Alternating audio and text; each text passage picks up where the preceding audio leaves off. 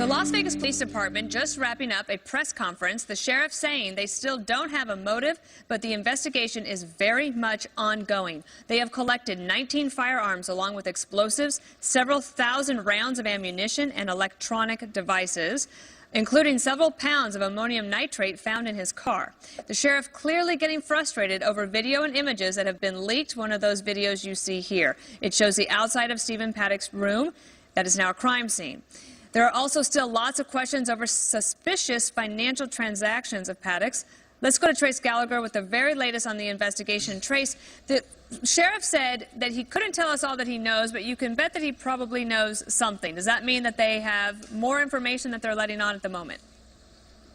Well, it certainly means that the sheriff is deeper into this investigation than we were 24 hours ago today. He really was very forthright in a lot of the stuff that he has kind of said to us. I mean, fascinating information about cameras inside the room. He said there were cameras both set up inside the hotel room and outside the room. Even a camera set up on a hotel service cart, though we don't know if that was inside or outside. The cameras outside clearly meant to be able to give him a warning if police were coming down the halls. It's unclear if the cameras inside the room were actually set up to get him shooting or get the actual firing on the crowd below. So the sheriff did not talk about that. But he did talk about the fact that over the course of the 4 days that Stephen Paddock was inside that room service did go in that room a number of times. Apparently nothing set off alarm bells. We should also note that the sheriff was unhappy. You talked about the video. The sheriff was very unhappy about the pictures being released about the weapons. We're talking about the rifles on the floor after the attack.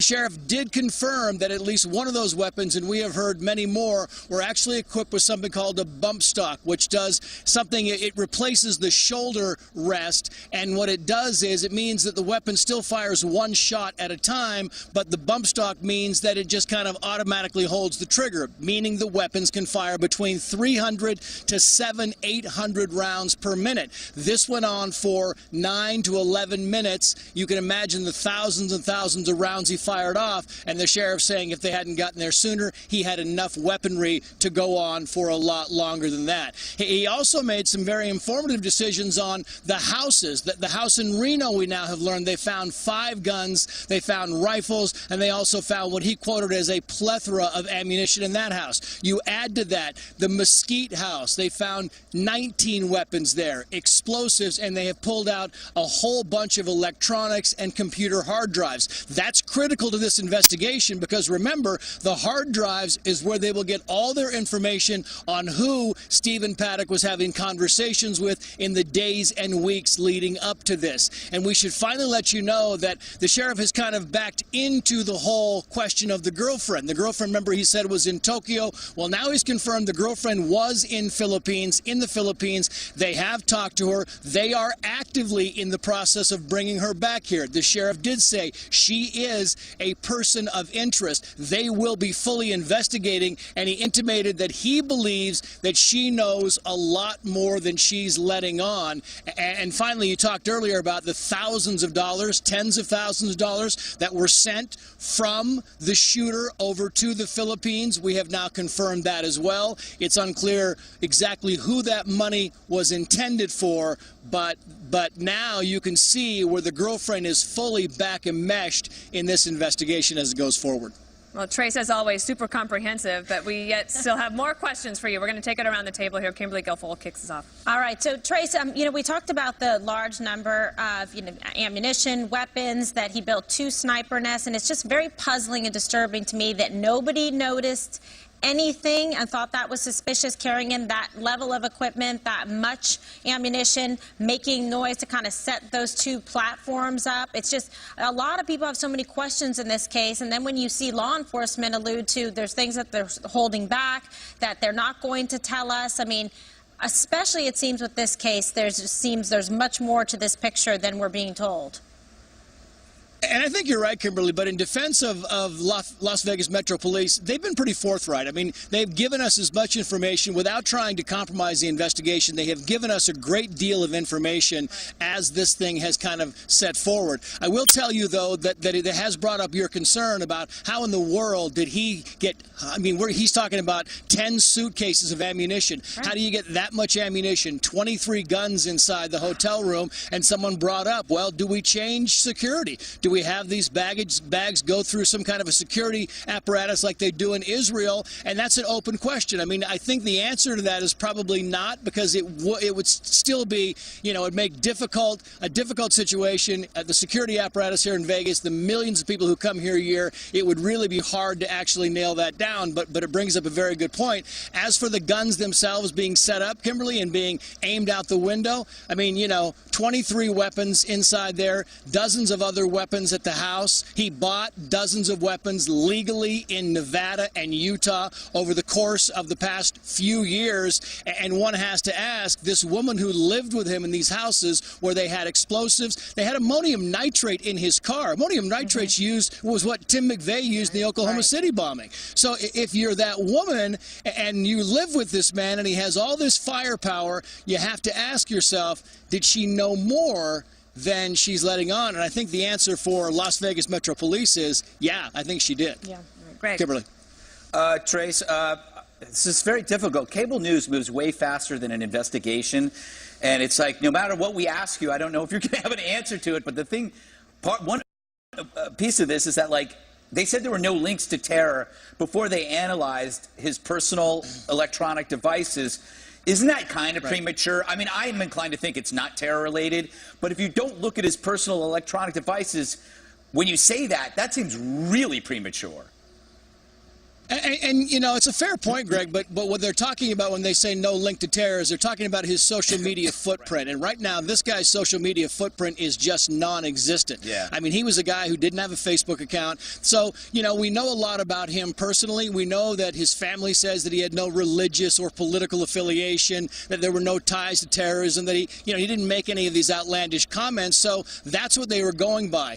Do they believe that there might be something that can take them down a different road? Well, the sheriff just said sure. And as they kind of look at all of this stuff, but they were saying in the early going there was no automatic tie to terrorism. And if you look back at the shootings that we have had over the past several years, every time we get a name, we match it with the social footprint, and within hours we know right away that yes, there is something that indicates there was some outside force playing into this. And in this case, we simply didn't. And the bigger question, Greg, is, was this his primary target? Did he plan to have a more elaborate attack? I mean, you throw in the ammonium nitrate, right, as a bomb. You throw in the explosives up at the Mesquite House. And the reporting now that he may have rented condos downtown in Las Vegas that oversaw a different concert that was held a week ago. Was he planning for a different venue, or was he planning on this venue but a much more elaborate attack? That might be in those communications that were brought out of the various homes. But I think, as you know, we try not to get ahead of our skis in this investigation. We get a lot of information. A lot of it's wrong, and so we try, at least to the best of our knowledge, to rely on our sources, two sources for every piece of information, and then relying on the sheriff when he starts to confirm stuff. Greg. That's why we love you, Trace. We're going to go to Jesse Waters next. Yeah, something about this still doesn't add up to me. They were very quick, as Greg noted, to rule out everything. They ruled out the accomplice. They ruled out ISIS. They ruled out, what? No political affiliation. Yet, did they interview anybody that the girlfriend talked to in the Philippines? I don't think so, and they haven't done a full interview of her yet. They haven't, you say, you know, he does no media footprint. He has electronic devices in his house. They haven't scrubbed those either. The guns haven't been fully traced. So I think there was a lot of put out in the beginning to rule everything out, which worries me because now I feel like we're backtracking, especially after you look at all the money that was wired overseas. Now, the father was a suicidal psychopath who was on the FBI's most wanted list, and he was highly intelligent because he was a bank robber and he was on the lam for quite some time. Right. There's also, maybe this guy just got bad DNA from his dad. He's also a psychopath. He's very methodical. Something clicked. He looked unbalanced. That seems right now, if you take out all the other stuff they ruled out, to me at least, that seems like the only thing, as complex as this is, that you can really hang your hat on. Well, just for clarification, Jesse, they haven't really ruled out a lot of things. So they say that they haven't had the information or the evidence to lead them down this road. So when you say they're ruling things out, maybe the phrasing is they just don't have enough evidence to take him in that direction right now. So when it comes to the girlfriend, they said earlier, the morning after the shooting, that there's no evidence to suggest she was a part of this at all. We don't think she is any longer a person of interest. And you're exactly right. They came back 6 hours later saying, you know what, she is a person of interest. And yes, we are interviewing her. And yes, we want to find out what she was doing in the Philippines at this very time. And today he even took it a step forward saying, yeah, not only was she in the Philippines, but we are actively trying to bring her back because we believe that there's more to this whole story than we first thought about. Maybe they know more about these electronics they're pulling out of the home, but I think, in fairness, they're not really ruling out all of these things. What they're trying to do is they're trying to take piece by piece the investigation, take the weapons, take the explosives, take the people that have talked to them and the family, and see if they can put this puzzle together, try and come up with some kind of a motivation, which right now, he said at the top of this news conference, they simply do not have a motive for why he would do that. Will they find one? The sheriff said, yes, we will find a motive. Do they have one right now? Not that he told us. Jesse. All right, Trace, let's get to Juan Williams. Hi, Trey. So I'm curious, too, about the gunman. And one of the things that I was reading about today in the papers was that recently he'd been involved in gambling transactions that tipped the $10,000 mark. So that required some government notification. It also said that he was an investor in commercial, I think actually residential real estate in Dallas. And finally, that what was so interesting to me is that he had worked for both the IRS and Lockheed Martin. So then the thought occurred to me, well, could it be that he had some financial difficulties? Is that possible, that his gambling was not going well, because he's often described as a professional gambler? It's very possible, Juan, and there's two prongs to that investigation. First of all, you talk about the financial difficulties. Well, look, you run it down, and yeah, he was a letter carrier. He was a mailman in his early career, worked for the IRS, worked for Lockheed Martin, and yes, he invested in real estate. We know he has a home in Mesquite, Texas. We know he has a home in Mesquite, Nevada, as well as Reno and in Central Florida as well. So these are all properties that he owned. He didn't have renters, so clearly he had enough financial ability to pay for these homes without having them rented out. We also know that, in fact, he was sending tens of thousands of dollars overseas to the Philippines, so he had enough liquid finances to be able to do that. Was he gambling? Sure, it's on record. You have to notify the government. We know that in recent weeks he has placed exorbitant bets, $10,000, $20,000, $30,000. You have to get the bets on record. We don't know whether he won or lost. I mean, his brother would often say, look, he would call him and say, yeah, I made this much money gambling. I did very well gambling. He considered himself a professional gambler. That's how he made his living. But he also had a lot of investments. Was he broke? We don't know, because we don't know if he won or lost the bets. But all indications are that he was still fairly liquid, was still doing pretty well, no foreclosure notices on his planes, his homes, and he was sending tens of thousands of dollars in cash. So all signs point to the fact that financially he did not seem destitute. One last question from Greg. Yeah, I was just going to say that when I was thinking about the money being sent to the Philippines, that doesn't say who it's going to. And so I think the assumption was it's going to this woman, but she could just very easily be a cover. He could be sending money to a foreign group. I mean, we know what's going on in the Philippines right now. I mean, there's a possibility that he could be doing that. He could be simply trying to hide money from the IRS. Yeah. Maybe. Yeah, it could be, but remember, there was no escape plan here, so you're trying to hide money from the IRS. You know, there was no way out of this. He didn't leave himself an escape plan. It's not like he was saying, okay, I'm gonna shoot as many people as I can. I'm gonna haul out the back door and go to the Philippines. I think that the mentality here was different. He was sending this money for some reason, and we don't know exactly what the reason is. But to think that he was trying to shelter it in some capacity, I don't think there's any indication of that so far. But we don't have the electronics. We don't have the computer hard drives that they are are now mulling over and actively looking at to find out exactly what his motivation is for doing all this stuff. The gambling, the money overseas, the looking at different condominiums in downtown Las Vegas over a different concert, the ammonium nitrate in the car. There are so many different aspects and facets to this investigation we don't have answers for. We're just kind of going step by step with the Metro Police Department. All right, Trace Gallagher, thank you so much. Late night comedy gets serious, taking on gun control following the Las Vegas massacre. Greg's monologue is next. Don't miss it. So last night, guess what the late nighters had to say? Now, I come from a place where we don't have shootings at this frequency, so it's hard for me to fathom. Is that the best plan D.C. has for dealing with gun violence? When there's a shooting, we just pray for a miracle? I'm sorry that we live in a world where there are people who will put a gun before your lives. Congress can be heroes by doing literally anything. Universal background checks, or come up with a better answer. Enforce Obama's executive order that denied mentally ill gun purchases, or a better answer. Reinstate the assault weapons ban, or come up with a better answer. Anything but nothing. Doing nothing is cowardice. Now, I tried to come up with a similar montage about the 4,300 shooting victims in Chicago last year. No luck. And here I thought this was about guns. But last night was all about unison. People claim gun control talk is being silenced. This is silence? Sorry Now, I that come we live in a from world a where place where we don't have shootings at this frequency, so it's hard for me.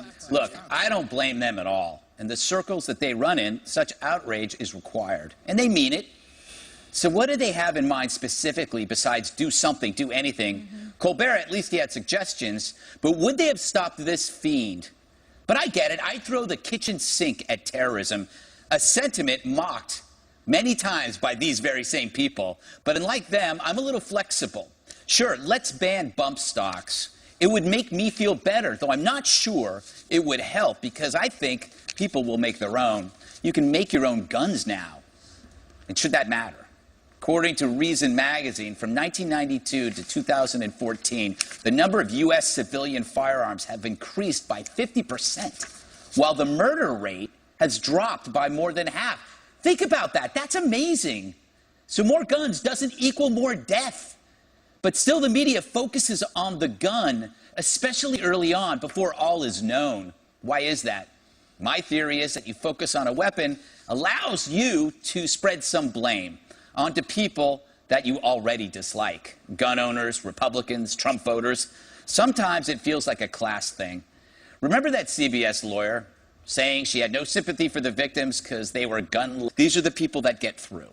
Does that make sense or what? No, absolutely that makes sense. And I'm struck by, I was thinking about this because you and I argue over guns. Yeah. And I was looking at the polling numbers, and what struck me on the polling numbers was that Republicans generally think that whatever you do is not going to make that big a difference. It's not going to stop the next case. Right. And I think the way for people like you and me to have a conversation is to think in terms of, well, what's realistic? What could be done? Yeah. I don't know that it would have stopped this guy because it seemed like this guy put a lot of planning into it. True. But what would stop the next one, okay? Right. And so what I came away with from looking at the polling numbers was that it's almost universal. It's like 90% of Americans think we should have background checks, private and public sales of guns. People think we shouldn't allow military-style weaponry to be sold. That should be limited, right? People also think that if you've got a mental issue and it's known to the government, that they should give that information to ATF so they won't sell you a gun. Right. So there are these steps. But guess what, Greg? I mean, when people think about the politics here, I think Republicans are so locked in with the NRA. NRA was a big Trump backer. They're big backers of the Republican Party in general.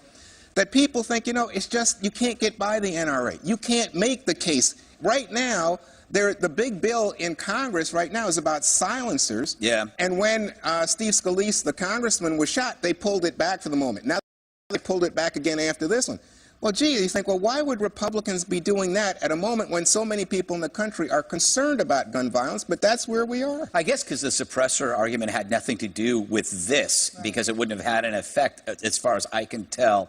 A lot of these things sound good, but they don't have an effect, Jesse. And that's, the more you read about it, it's kind of amazing when you see places that have very strict gun control, like Chicago, or Baltimore, doesn't do a damn bit of good. Yeah, well, I don't like being lectured about guns by the party that hatched Fast and Furious won. So that's one thing. The other thing, the silencer bill, that's fake news. That was never going to be on the table this week. That was a lie.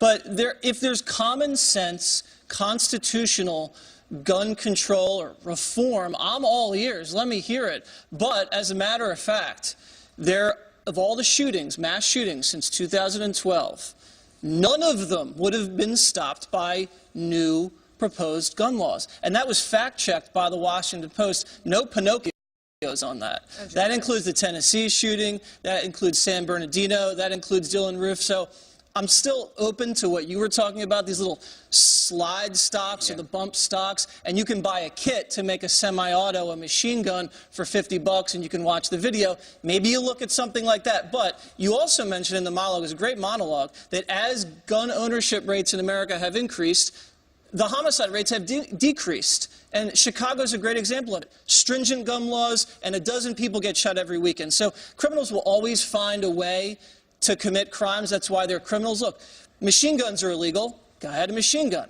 Drugs are illegal. People use drugs. Prostitution's illegal. People still buy prostitutes. When there's tragedies, politicians come over and act like they have to do something. And a lot of the times what they do is, it's just useless. So let's just get together, wait for the facts to come in. We'll decide what we need to do, and then we'll take a vote on it in Congress. Well, Sounds sensible? Let me respond Sounds sensible to me. Let me just respond very quickly, if I could. I just think when you have, I think it's like 12,000 people a year die from gun violence in the country. Yeah.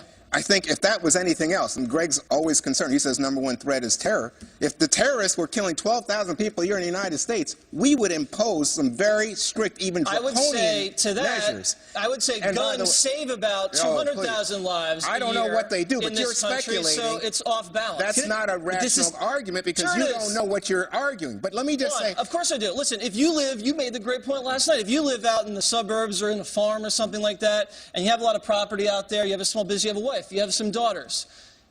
When you call 911, you know how long that's going to take for them to get out there? That's not where most Americans live. What do you mean? Most Americans don't live in cities, Juan. Yes, they do. But let me just say, most Americans live in cities, and secondly, I have no argument with the farmers. And in the red states, there's a lot of people out there that want to feel safe. That's fine, and when they hear you talk about taking guns and making these regulations, they don't like it. Okay, do you know there's an interesting thing here. I was talking to John Lott this morning, who is an expert on guns and testifies before Congress, and he testified before the Parliament of Australia on guns. This may be the first machine gun act, even though it wasn't a machine gun, but it was a conversion. Right. Meanwhile, in France, you've had 4 such examples in 2015, and they have the tightest gun control laws, Kimberly, but they had 4 machine gun attacks in there. So the bans, even there, don't work. And there were machine guns that were in the 70s as well in England. So my point is this, that this stuff has been happening in places where they have very strict gun control. Yeah, absolutely. And it's important to actually look at the salient facts, the information versus kind of the hysteria, because every time we see like this automatic reflex, like knee-jerk reaction to right away say, we've got to have more gun laws or we have to have more background checks. Well, he did all the background checks. He passed those. He was able to purchase these guns and also get some that are illegal. So there wasn't a lack of a ban in this situation that could have prevented this horrific tragedy. So, but the left wants to right away say, well, let's see what we can do and chip away an eventual, erosion of the Second Amendment right. The Second Amendment constitutional right should prevail. And yes, we should do a better job of understanding and figuring out how we can prevent these shootings, not just by the weaponry used, but by the person who is pulling the trigger. What motivates, what feeds their darkness? What is it? Is it jihad?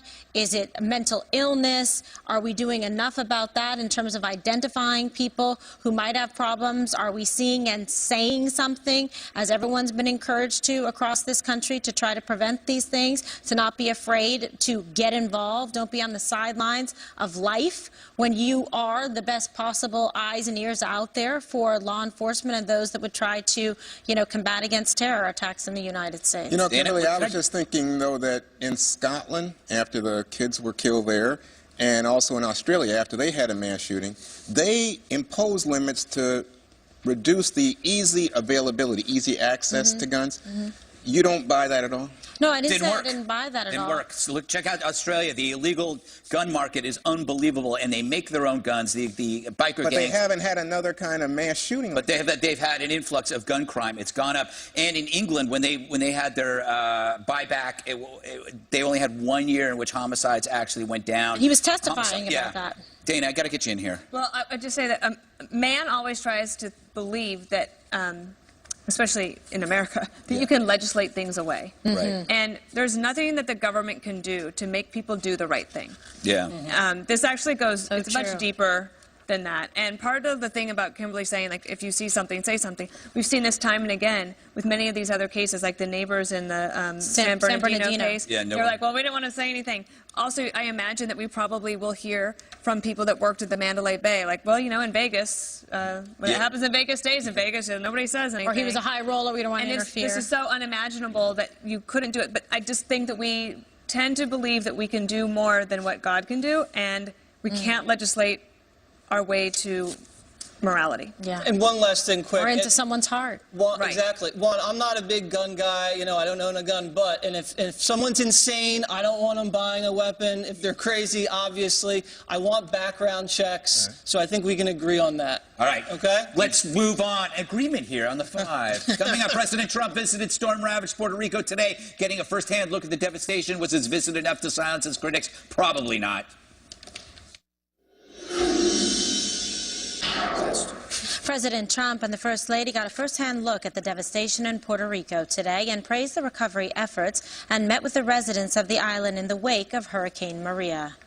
You've never seen anything like that? No. Like Maria. We were in Never been Cuba. anything like Exactly, but Maria was the best. Did you feel safe in the house during the hurricane? Well, since it's concrete, we were safe. Yeah. Not a lot of movement. You feel vibration movement. No. In the meantime, here you are, right? Exactly. We're going to help you out. The president also said this about the island's woes, suggesting Puerto Rico has given the U.S. budget a hit. I hate to tell you, Puerto Rico, but you've thrown our budget a little out of whack because we've spent a lot of money on Puerto Rico, and that's fine. We've saved a lot of lives. Okay, does everyone get that he was making a joke? We all get it? I think he was making a Not joke. one. Okay, Dana. I mean, there certainly are budget impacts. There will be, Absolutely. and the government will help figure that out. But I do think that he was joking on that. I think there's nothing like a first-hand visit from a president, both for him, because now he has seen firsthand the devastation. He's met people. He looks them in the eye, and he says to them, we're going to help you out. And he will be held accountable for that, and I think that he'll come through. All right, fantastic. Okay, so Greg, he got a very warm welcome. Yeah. And the First Lady did, and just, handing out at a church, helping out to hand out supplies, people seeing him in person. You saw all the iPhones out and recording, so it's a bit of a boost, and I think trying to make a little bit of levity in light of a very, tragic situation with the devastation that's gone on in Puerto Rico. Let's be honest. If Las Vegas had not happened, instead of Republicans are evil over gun control, it would have been Trump is evil over Puerto Rico. Let's they're still doing that. Yeah, let's use the factual experience of three impeccable responses. The constant that was variable in 3 responses, whether it's Florida or Houston or Puerto Rico, was Donald Trump. The third disaster is the only different variable because of the location. It is far away. It is surrounded by water, and the infrastructure is suffering, and it's practically bankrupt. It might even be bankrupt. I thought it was interesting, and we didn't get to it because of the tragedies. I think the mayor expected, when she went after Donald Trump, for him to see her as a woman and a minority, not her occupation, and he refused to and went after her occupation. So who's the bigot? I think that this is a guy that saw her for her job and called her out on it. America acted swiftly. The issues on the other end were multiple. The location, its infrastructure, and local leadership. She tried to pull a Nagin on him, and Trump wasn't going to lie there. He had the facts on his side. He responded, and I think now it looks like it's going to be, everything's going to work out. Okay, that was interesting. Interesting? Yes, with the Nagin Value free. analogy. I like that. Okay, so Jesse, what do you make of this? How did it work out, for the president? Do you think that these are now steps that are going in the right direction, even if incremental, eventually progressing forward? I think it was a great visit. The joke, I think he gives the enemies a little bit of ammunition because that's the only headline that's going to come out on the left or on the news. But that's fine. He can't hold a joke back. I know the guy, he's always got to be funny. It's fine. I wasn't offended by it. I don't think anybody in Puerto Rico was offended. When he came in, people were laughing and cheering, and he got a great reception. So much fake news coming out of Puerto Rico, Kimberly. Oh, is there just... Krugman says there's cholera breaking out. That didn't happen. The San Juan mayor, she's saying there's no help. There's no help. She's standing behind, pallets of bottled water. It's ridiculous. You've also had Bernie call President Trump racist for, not saving Puerto Rico. Meanwhile, he saved a lot of blacks and Hispanics in Houston and Miami as well. So that's just bogus. Your friend, Navarro, over at CNN said this. Your My friend. Yeah, he loves mentioning this woman. If you flee devastation and come to the mainland, people of Puerto Rico hope you settle in a swing state. Florida, Pennsylvania, Ohio, register to vote, and don't forget this. So she's out there campaigning off this tragedy. Nice friend, Greg. They anticipated this. They had naval ships off the coast. They had a hospital ship. They had FEMA there. They had aircraft assets, 1 million hot meals, 1 million bottles of water. To say that this was not well handled is a lie. There's bad roads in Puerto Rico. There's crumbling infrastructure. Right. There's no communication. There's no energy. And the local politicians, it's not known to be the most. Yeah. No, I'm thinking Are you interrupting nuclear. my It's very long. It's very long. It's very watery. It's just running, it's flowing like a river. How about in that water, one of the nuclear submarines with a generator on it to power the rest of it? I'm all for that. Light up Puerto Rico. Well, so I have a different view of this because it seems to me that when the when the hurricane happened, it was Maria, I think, right? Yes. That there was a slow response from President Trump, and people point out, oh, he was busy fighting with the NFL players and all the rest, and then realized, gee, we have a problem, and to his credit, did away with the Jones Act, put additional military forces in place and the like. But then, and this is what upsets me more, I think what you guys said is largely right about infrastructure and the difficulty of the location, is that then he gets involved with this fight with the mayor.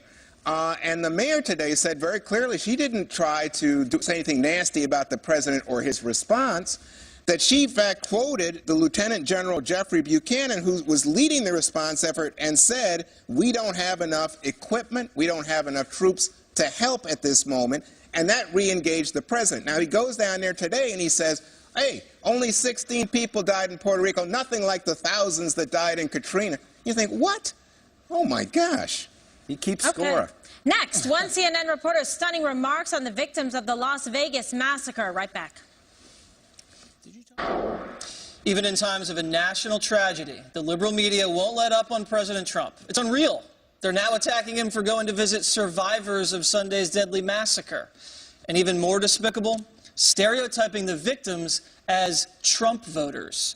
Here's CNN reporter Jeff Zeleny. Of course, Las Vegas is a town that he is connected to and knows well. His name is emblazoned on the top of a hotel there as well. He campaigned there a lot. So this is something that I'm not surprised at all to see him go there visiting early. And something else I think to keep in mind, a lot of these country music supporters were likely Trump supporters. And this is something that, of course, is hitting the tapestry of all Americans. And there are going to be victims from across the country here. So the president's visiting a city with his hotel in it, and just because the victims were maybe country music fans? Yeah. Is that what he's saying? Yeah, unintentionally, this is kind of interesting what he just did. Is he suggesting that maybe they're being targeted for that? That this could have been like a Scalise shooting, that they were targeted because maybe this was he's basically saying a country music festival is like a Trump rally. And I mean, he probably didn't mean that, but by linking it to Trump, he kind of did that. It's kind of interesting. Like, he's basically saying, could the killer have been liberal? Is what he's saying. I'm sorry. But if he's going to, like, CNN does this. CNN will find any link, whether it's, Charlottesville, they'll find a link. You can find a link from that. He's been a reporter for a very long time, Dana. I took it a little bit differently. I think what was happening was he was doing a live shot, and they get the word from the White House that the president is going to go to Vegas on Wednesday. So he's in a live shot trying to explain why the president would actually go and do that.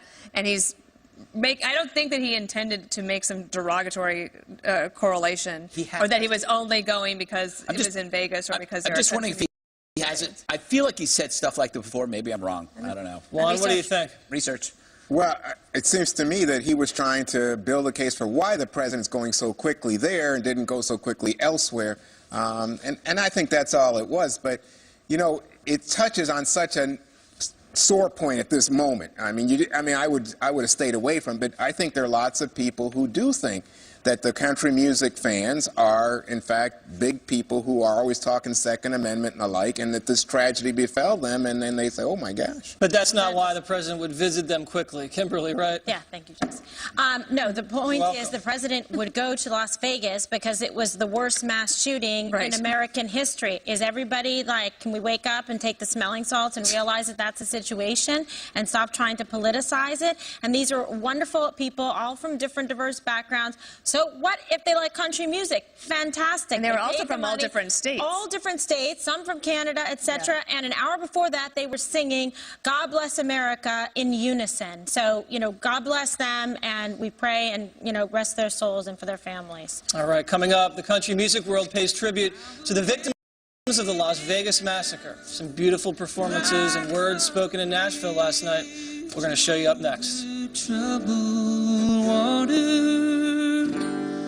I will lay me down. Who is high on that mountain? The country music community gathering together at a very touching vigil in Nashville last night. Keith Urban led the evening with a beautiful performance and told the crowd a personal story of how he was affected by the massacre. Our 9-year-old, as I was driving her to school this morning, said to me, Dad, you seem quiet.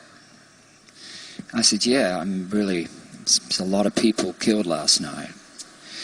And she said, did you know any of them? And I said, not that I know of. And then she said, well, then why are you so sad? I said, well, first of all, these were innocent people, horrifically taken. And secondly, they're like family. It's the one thing about country music that's always been at the center of it, and that it is community. It's about community. And so I did know those people in that way. It's about community, Kimberly. I think it's so true, and it was very, I think, a special moment, and you see the way country music and country music fans can really come together, and people from all different backgrounds, you know, that can really get along and enjoy music and embrace that and sing together and sing God Bless America. I think this was a very special tribute, and I appreciated the words that he had to say. I found them soothing, especially in light of everything that's happened. Jesse, Nashville is a home of country music, and they had their own little gun violence last weekend. One person was killed at a church, others wounded. You take it to be a special moment for Nashville? Well, yeah, I mean, it's a special moment for Nashville, country music, and the whole country. Dana's kind of waking me up to country music, as I've been a member of the Five, and I wouldn't say I'm an expert, but I do know that it is like a family, like he said, and I'm sure country music feels like they were attacked and they were a target. And I think it's going to be great to see everybody come together and rally as a result of this. There's going to be great songs written about this. It's going to bring the communities closer together, and if there's a silver lining, that might be it. Well, I think I've heard a ton of country music about heartbreak, Dana. Well, yeah, indeed. But there's also a lot about family and togetherness and being a good neighbor, and also beer and things like fun and happiness. And that's why these festivals are super popular, because people in country music do love to band together. I was a country music DJ in college, and every concert that I go to, like the Garth Brooks one at Yankee Stadium last summer, everyone knows all the words. Maybe that's the case at every other concert. I don't go to a ton of other types of concerts, but I think it was wonderful that Vince Gill and Amy Grant led that, because they're sort of I think, spiritually, people look to them in Nashville as a couple that they turn to in times like this. So nice. Greg, nothing scurrilous here. Try to be nice. No, I am. I'm actually going to say today I like country music. Now, I've tried. You've written some. No, I've written country music songs, and a lot of my good friends are country musicians. Yeah. So John Rich was here because of your connection. Well, I was harassing him on texting him. And then you said that, and you had finally said yes. Eldad on him. Yeah. It was either him or Larry Gatlin. Well, it was pretty good. Some final thoughts coming up in just a moment. Right, that is it for us on The Five. Stay tuned throughout the evening for updates on the investigation in Las Vegas. Recovering Congressman Steve Scalise appears on The Story tonight at 7 p.m. Eastern with his thoughts on the renewed push for gun control in America. Britt Hume sits down with Tucker at 8, and Sean Hannity hosts live from Las Vegas at 9. And, of course, don't miss your very own special report. It's up next. Thanks for being here.